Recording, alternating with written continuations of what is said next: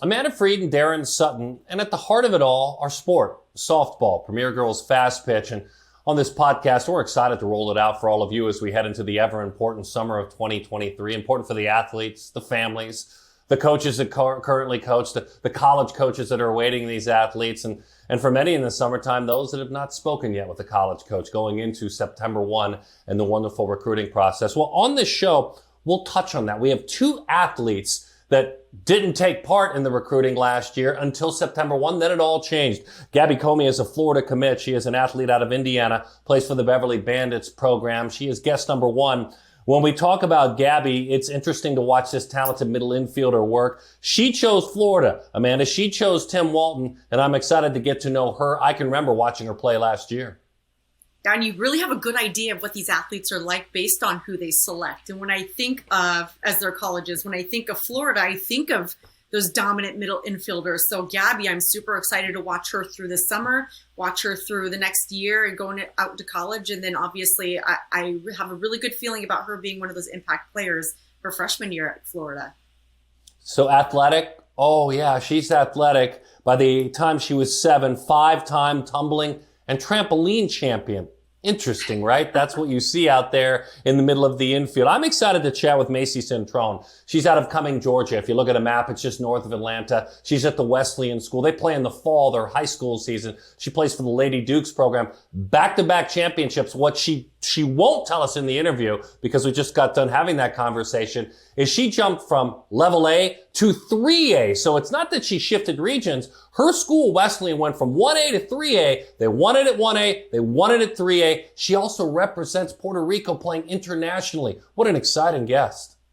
When you hear a lot of these athletes playing for their junior national teams for different countries, but Macy had an opportunity to play for the senior national team and she has an opportunity now to go to the World Championships and just be a part of something huge that she could be playing for a while down the road.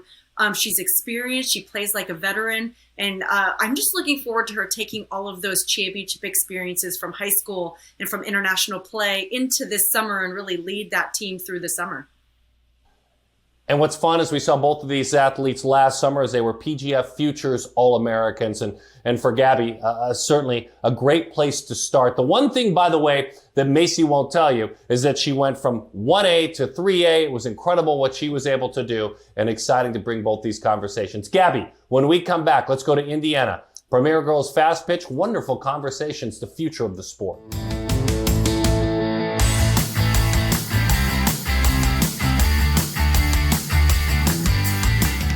Well, there are athletes, and then there's Gabi Comia. We just talked about it in our open. This is someone who has, at a very, very young age, a gifted middle infielder out of the heart of America in Indiana, who, by the way, is a Florida commit. We'll get to that in just a minute, and plays for the Beverly Bandits. But there are athletes, and then there are those that by the time they're 7 and 8 years old have won multiple tumbling and trampoline championships.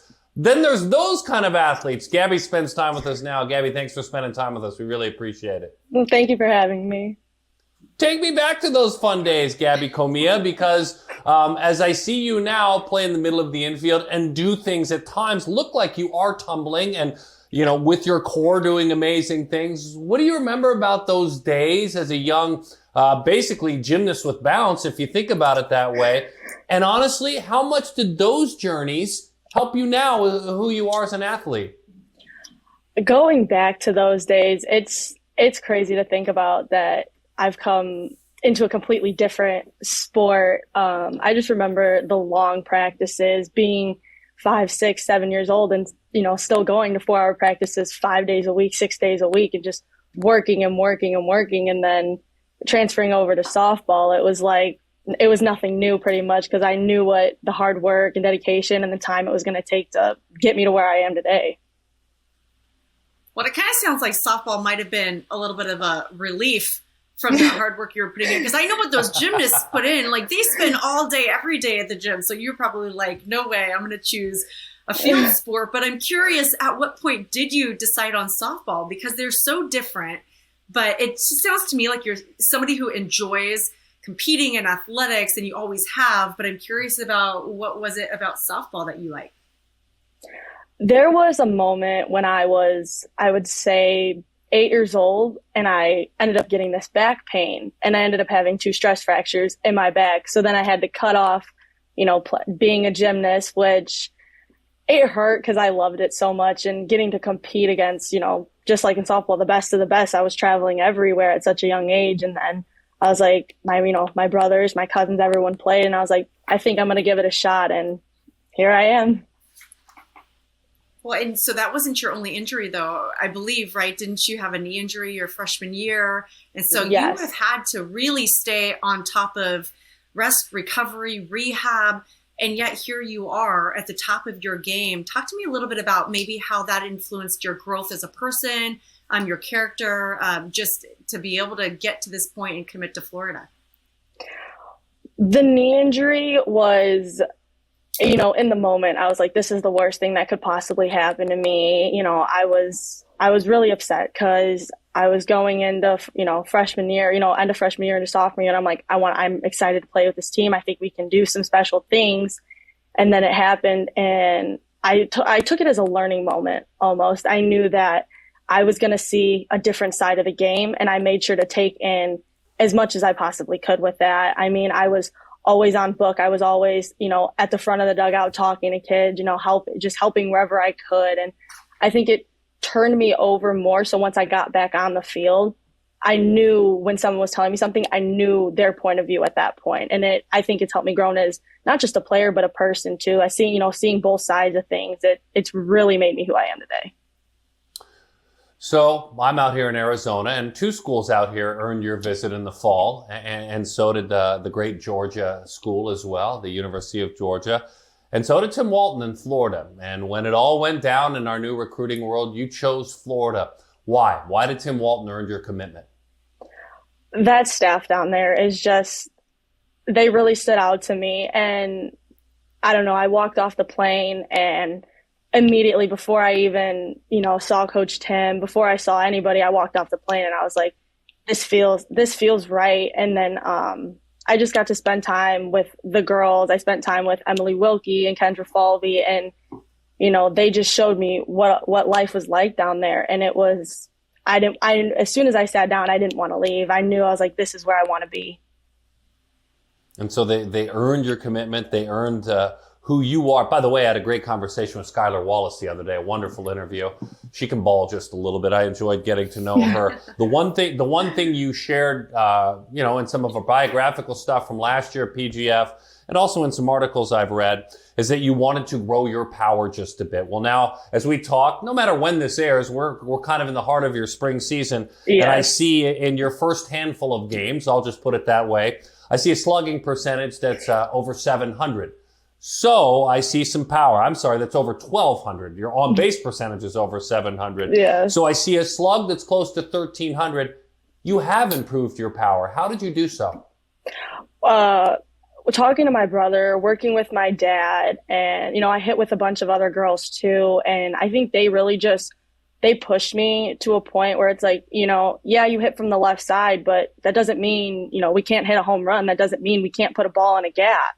And I think that my brother especially and my dad have really pushed me like, you're not just this ordinary slapper. You have a tool belt. We're going to make sure everyone knows that you have all those tools in your belt, and you're going to use them all at any time they need them.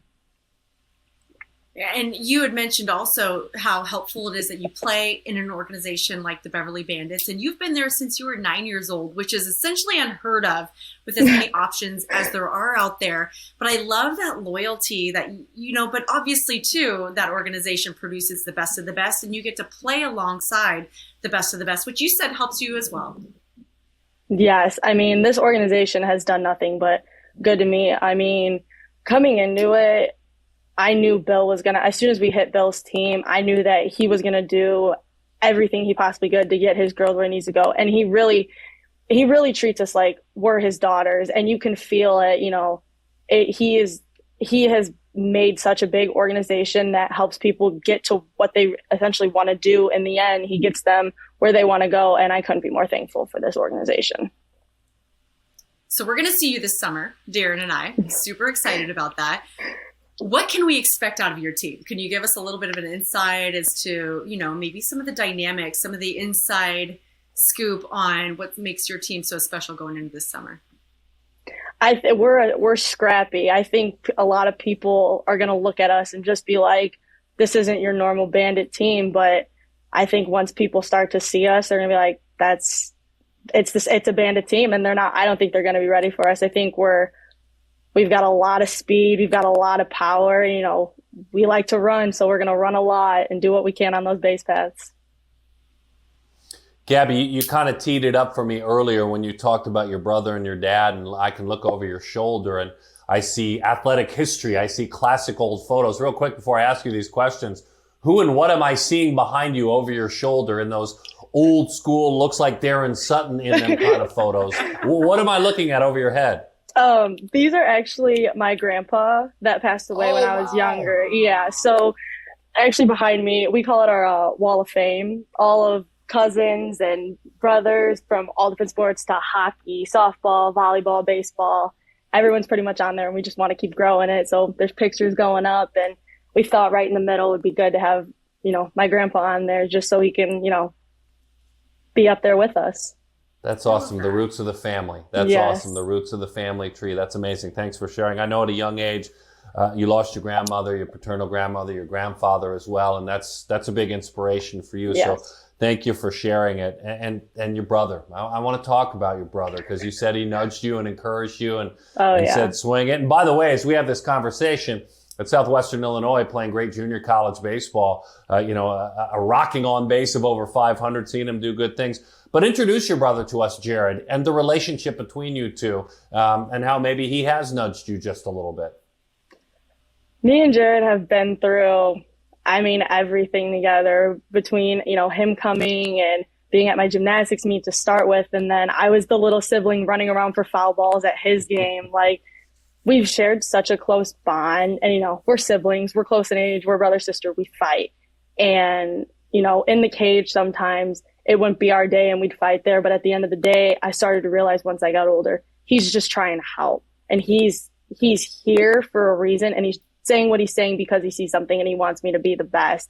And I think ever since we hit high school, we have been so close. And then when he left for college, it was like, I lost my other half in the house, he's probably, I would say he's my best friend. It's insane to have someone like him be my brother. We're always there for each other. I know that if I text him, if I call him, he's going to pick up with, if it's life advice, if it's baseball advice, whatever it is, he's going to be there for me. Better hitter, you or him? I don't know. It's a good question. You guys have like numbers. You guys have literally, it's a different league. It's a different world. But, I tried to short sell you earlier on your slug. You're slugging 1,300. Like, you guys have similar numbers. Is he a left-handed hitter, though? Yes, we both hit from the left side. Oh my gosh. You guys can break one another down. Look at the side swings. Real quickly, you talked about your dad, Dennis, and he has had the journey playing D3 football. He played football and the other diamond sport, baseball, in high school. Tell me about Pops Dennis. He's what we call the big teddy bear of the family. He has been, he coached my brother. He's always been my hitting coach, but he's never been on field with me. So this year for high school, he's a volunteer coach with us. And, having him on the field is something different for me. It's just, I've never had that experience. My brother always has. And I'm like, let's give it a shot. Let's see how it rolls. And he's always, me and my brother asked to get a cage. He's on it. We want to get a cage. He's always there. He'll throw 1,000 pitches to us just to make sure that we're okay. He's the best dad I could possibly ask for. That's awesome. And so it sounds like, I know you guys are really close. And I remember my decision to go to college 45 minutes away felt like forever because of the tightness of my family. Did your family have that same feeling of you being in your second home when you decided to commit to Florida? Yeah, they knew. I think they saw a look on my face, especially, my parents. They just kind of knew, I think this might be your home. And I don't think that it's going to break any sort of string, obviously, between us. I think we'll be just as close with me being so far away. I know there's not a day that won't go by that I don't call my parents or my brother or my sister or anybody. Well, technology makes it easy. So you can break down each other's swings on technology, send it over Zoom. I mean, there are so many ways to stay tight, so that's awesome. Winning that 16U, you won it all at 16U, right? No, we came in second. Came in second. Who'd you guys battle? Remind me. Georgia Impact. Georgia Impact. What was that experience like?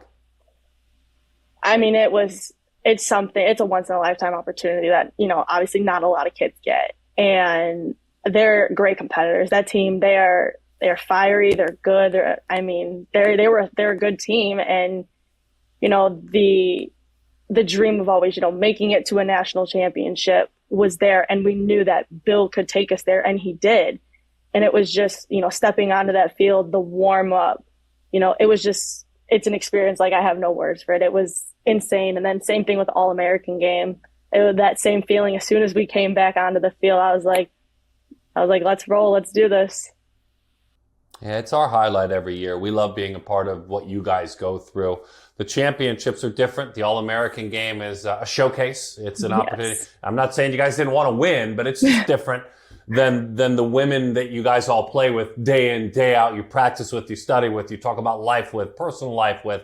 When you get to a championship game with those athletes, that's everything. And we lived through it. Amanda obviously accomplished it at multiple levels.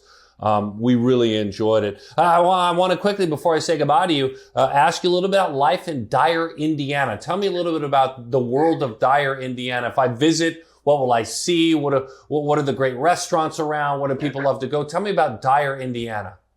I mean, it's the Midwest. I mean, we have been through this week. We've seen freezing cold, sunny, windy. We've seen everything this week, and even last week,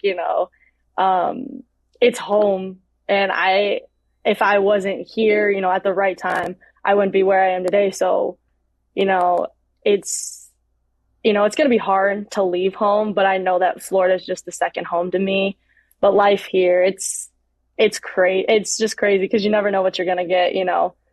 There's a lot of fast food around here. So, you see a lot of people eating out, a lot of high school kids roaming around because there's so many high schools by us. Okay. Real quick, by the way, Dad and your brother, I don't expect you have to be a baseball fan. You may tell me you are, but who do Dad and brother root for? Who's their team? My dad's a Cubs fan.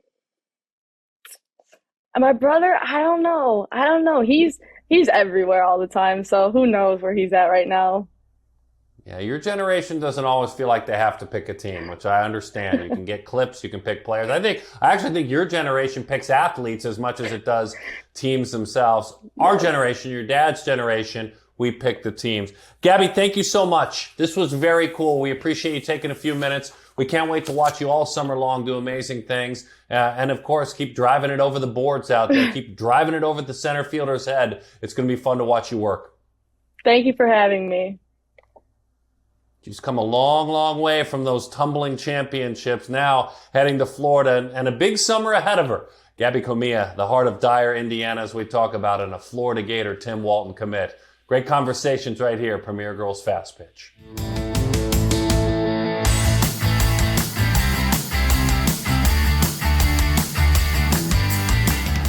So really excited to have this conversation with Macy Centron. Amanda and I got to know her last year and got to see her exploits on a national stage, but everyone's seen her exploits in this space. And let me be clear, everyone.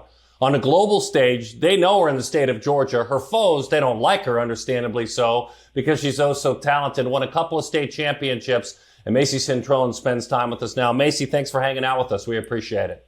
Thank you for having me. So, Duke, when we saw you last summer, it was before September 1. Then you go through the whirlwind that is the new world of recruiting, and Duke lands your commitment. When I ask you about Coach Marissa Young, heck, I even know that Sid Romero's on that coaching staff there. I deal with her sister all the time doing content like this. But why did Duke earn your commitment? What was special about them last fall? I really value my education, and I feel like at Duke I got the best of both worlds, where I didn't have to sacrifice my competition on the softball field for my education. So I feel like I got the best of both worlds committing at Duke. And I love just listening to athletes and the way that they come away with their decisions. But you seem such a veteran, even though you're still so young. When I look, you're just a junior, but you've had an opportunity to play with the senior national team for Puerto Rico. I'm so interested what your experience was like with them.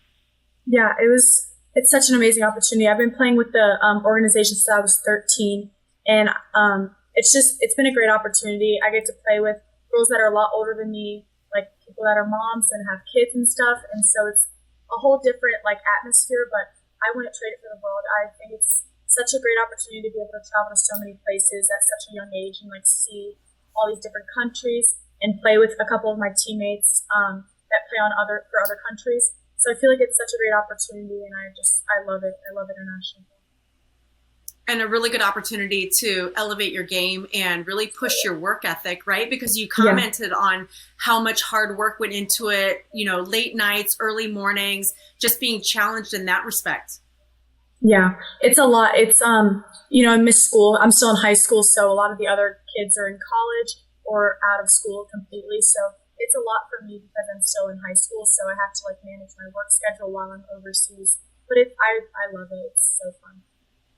You guys won it all at Wesleyan last year for the second consecutive year, Georgia playing a fall schedule for the sport of softball.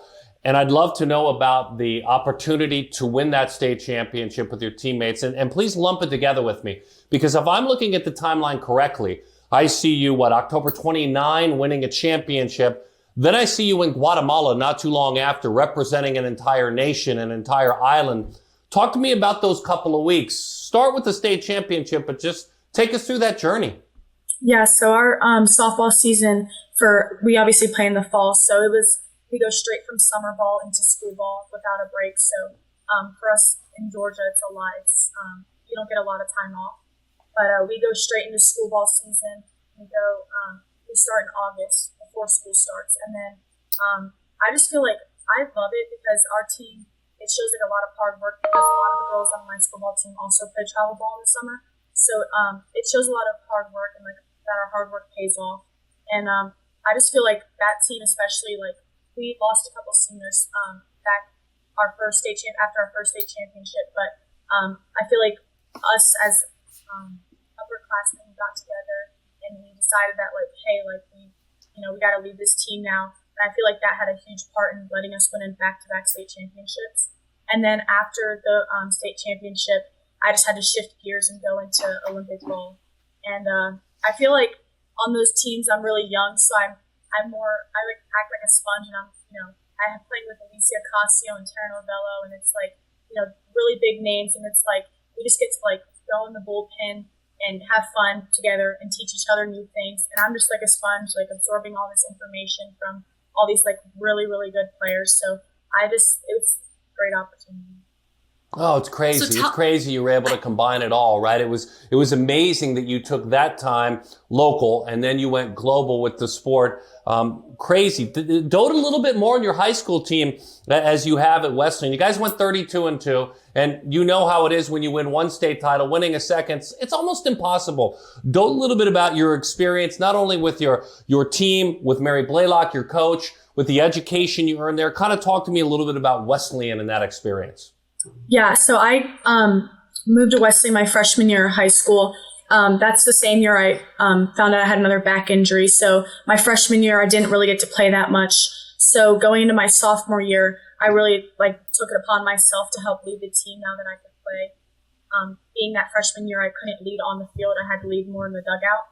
So I was dealing with a lot freshman year, with it being COVID, a back injury, and starting at a new school. So freshman year was a lot, but sophomore year, I really took it upon myself to help lead the team, whether that be by, my actions on the field, making everybody feel like, I'm working the hardest. So I just want to make everybody feel like, I wouldn't be asking anybody to do anything that I wasn't doing myself. That's just something that, I would never want to sit there and, say oh, we got to win a state championship this year and, not do anything myself to help the team get there. So worked really hard sophomore year to help us get there. And then we beat some really good teams. Taylor Tinsley pitched at George Walton against us, and that was always a tough game. We beat them a couple times in the season, but it was never an easy game. We always knew that when we were playing them, it would be a really tough game. So I feel like sophomore year and then going into junior year, we knew that we were switching regions this year, so we were in a new division. So we didn't know who our competition was going to be, so we had to go into every game, not knowing who we were playing. So I feel like that also helped us out a lot because we didn't know who we were facing, so we had to come with our A game every day. That sounds awesome. And you've had so much championship experience, high-level experience recently, from international ball to high school play. So now we're approaching summer. It's coming up fast. What sort of expectations do you have for yourself and your team going into championship summer ball? This summer, I'm really excited. We travel a lot, and I feel like our team this year on the Lady Dukes, we're so talented. There's so many high-level athletes on that team. And I feel like that's such a good thing to push us all. It's very much like a college team because, everybody, we play on high school. Sometimes it's like there's only a select few players that are pretty good. But on this team, like everybody's very, very good. And there's, everybody's going D1, so you kind of have to fight for your position. And that's what I love about this team. Like we all get along so well, but it's like always a dogfight for like competition. And that's what I love about it. So for you personally, what is maybe that next step that you want to take in your game? Where can you get 1% better? What are you focusing on right now? Knowing that you still have a full year before you go off to Duke, but in this summer, moving forward, what are you working on personally? Personally, I'm working on developing more of going up in the zone more because I'm more of a down pitcher, going down with my drop, change, and curve. So now I'm trying to develop an up pitch so that I can change to eye level of the batter. And working that at different levels as well, like working at my rise ball low and high so I can command it in any count. And then also when I'm hitting, just working on being more consistent hitting, like not having any holes in my swing, trying to be able to protect every piece of the plate.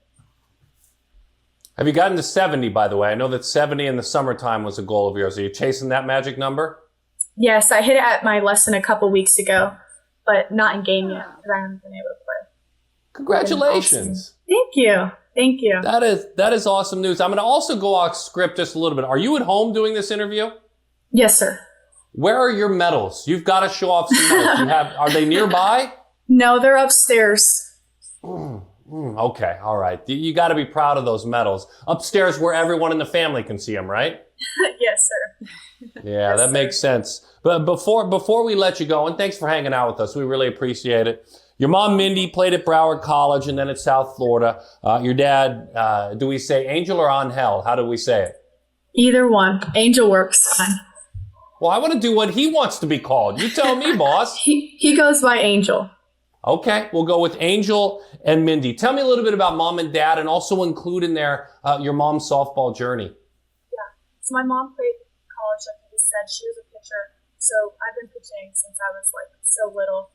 She was my first pitching coach, and she always like developed. It was always fun. Like we would always go in the backyard and pitch. So she never like put too much stress on me if I wanted to pitch or anything. Like I got to make that decision myself. But she always made it super fun for me. Growing up, she always focused on my speed and using my legs for power and like all the little things like that. And then later on, we developed like spins. But she always thought that it was super important that I develop my mechanics first with my pitching before I moved on to anything else. And then both my parents overall, they're just super supportive of everything, I mean, financially especially. But they always, like, whatever I want, my college decision, they left it in my hands because they wanted me to be happy at the end of the day because they think I work very hard, so I should get that decision. So they have never, like, they're just so supportive, and I love my parents for everything they do for me. That's amazing. And you must be very proud of your heritage. As someone who is married to a lovely Latin woman, you must be very proud of your heritage, and you must connect with a lot of relatives, and I'm guessing there's a lot of Spanish spoken in your purview, correct? Yes, sir. So my grandparents live with us now, and they speak Spanish in the house, so we speak quite a bit of Spanish in this house. That's wonderful. What a blessing it was to talk to you. Congratulations on what you've accomplished. As we cranked up this podcast, you were very high on our list. So thank you for taking the time and dealing with the tech. And we wish you a wonderful summer. Can't wait to bump into you in person. Thank you so much for having me. Wonderful conversation with Macy Cintron, one of the top players in the country. She's a Duke commit and also playing very talented for that Lady Dukes program. getting to see her win back-to-back state championships as well at Wesleyan. She'll go for number 3 in the fall of 2023. More great conversations just like this. Amanda and Daron, PGF, thanks for spending time with us.